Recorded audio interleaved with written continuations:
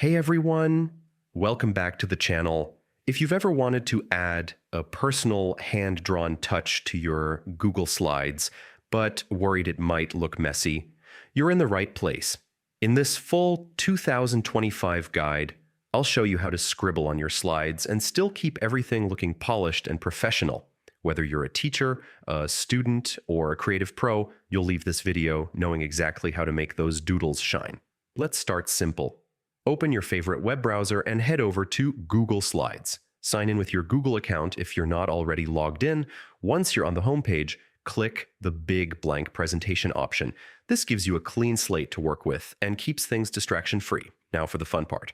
On the top menu bar, click Insert, hover over Line, and from the drop-down that appears, select Scribble.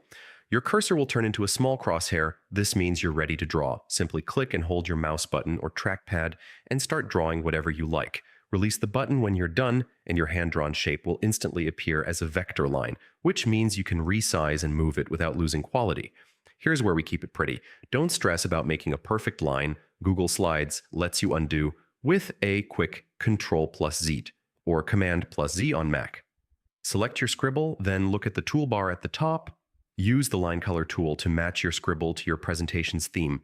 Soft pastels, brand colors, or bold accents can all look fantastic. Next, click Line Weight to adjust the thickness. A slightly thicker line can make your doodle pop, while a thinner one feels delicate and modern. For extra style, use line dash for a dotted or dashed effect, or adjust the transparency in the Format Options panel for a subtle watermark-like look. The secret to making scribbles look intentional is harmony.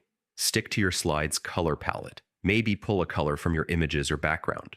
Group scribbles with shapes or text boxes to create stylish borders, underline headings, or highlight key points. Think of them as design accents rather than random doodles. And that's it.